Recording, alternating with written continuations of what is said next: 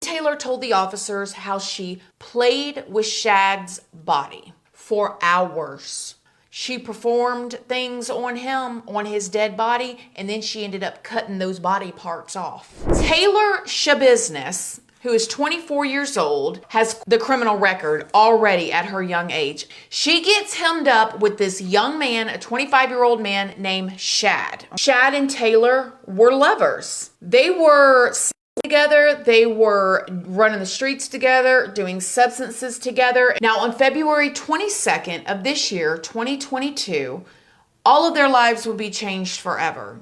Taylor went to Shad's house and picked him up. And that would be the last day that Tara, Shad's mom, would see her son alive. So when Taylor picked up Shad, they went to her apartment and they hung out for a bit. And then they got ready to pack everything up in the vehicle and go back to Shad's house and go down into the basement. Tara, Shad's mom, would later say that she saw the two of them go down into the basement. Taylor would later say that she shot her and Shad up with a medication. It's a sedative. So she was shooting them up with that, and they were smoking.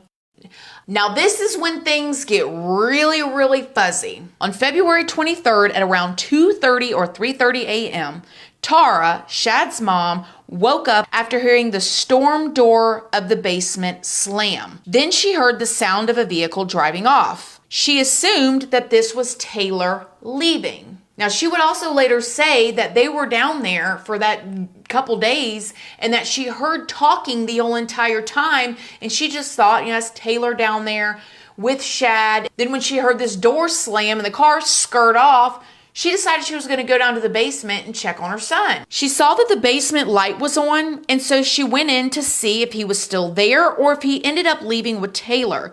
She looked around, she peeked her head around corners, she said his name. She didn't see anyone. Tara started to go back up the stairs when she noticed a bucket at the bottom of the stairs. It was in an odd place. She'd never seen that bucket sitting there. She noticed that there was a blanket over the bucket, and she was like, what is this? She's already suspicious. She pulls the blanket up, and she sees her son's head staring up at her. This just happened. I could imagine she screamed in horror. She is flipping out, screaming bloody murder. She rushes to the phone to call 911. The police get there. When they go in and they start looking around, there's everywhere. She lets the police know that Taylor is the last person that's been there. And so the police go over to where her apartment is. Taylor came straight out the house. She had blood all over her sweatshirt, all over her pants. She just came out like it was nothing. Like she was just in there painting or something with red paint. She had blood all over her. Like, hi, excuse me, officers. You're looking for something? Imagine what these officers are thinking, right? Like, it's a horror movie. They start telling her about the head being found by Shad's mom. And her first kind of response is, wow, that's really effed up. They question her more, and eventually she tells them that yes, she did it. Then she kind of laughs at some point and says that they're going to have fun finding all of his body parts. When they were searching her vehicle, they found a crock pot that had additional body parts. Taylor would later tell the cops that her and Shad were doing substances, including smoking, and that they started engaging in. Now, this is when things get even more bizarre and more weird. She said that Shad went and put this chain around his neck. Now, it is described as kind of like those dog chains. You guys know what I'm talking about. She told the cops that was a normal part of her and Shad's life. So this was no different in her mind. She said that Shad laid down face first on the bed and that she got on top of him and began to pull the chain. She liked it so much. They were then doing the deed at some point. I guess he flipped over or whatever. Taylor then said that she blacked out and she went crazy and she don't know what happened. She also insisted that she didn't mean to kill him, but she enjoyed him.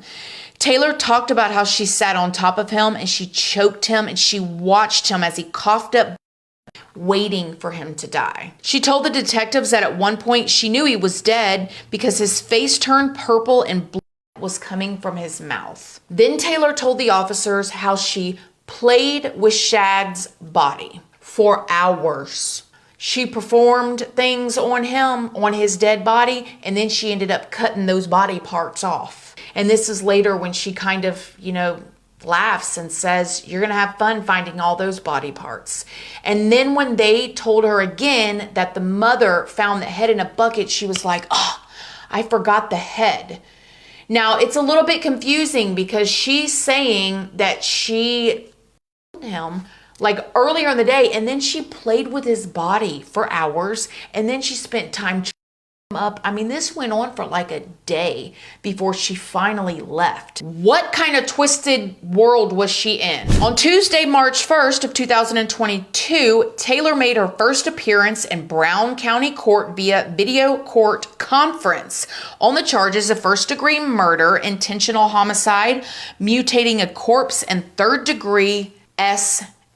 The assistant district attorney, Caleb Saunders, stated that this is one of the most serious offenses we have had in this county in a long time. A court commissioner has set the bond at $2 million cash during the hearing, deeming her a flight risk. Taylor was ordered to make her next appearance in 3 weeks, and if she is convicted, she faces life in prison. The family of Shad started a GoFundMe. I just cannot imagine what they're going through. That poor mother. This young lady, Taylor, she looks scary to me. I'm sorry. I'm just going to say it. She's pretty, but she has darkness in her eyes, and she's scary. I want to get into this whole substance thing. Now, I watched some professionals talk about the fact that when you mix substances like that, people can have psychosis, they can have reactions. These types of things can happen. These chemicals, like, people do the wildest stuff on that stuff, man. Anyways, so Taylor is obviously in a state that does not have a death penalty, and obviously in a pretty relaxed state. Her attorney has requested that she have like the evaluation to make sure she's mentally competent to stand trial. And I hope she don't think, but if she is mentally competent, that this is going to be an out for her. If anything, they're going to send her to a mental hospital, which is worse than prison if you're not mentally unstable. Pray for the family, y'all. Pray for that mother's healing. I'm sure this young man had a lot of people that loved him, but that mother,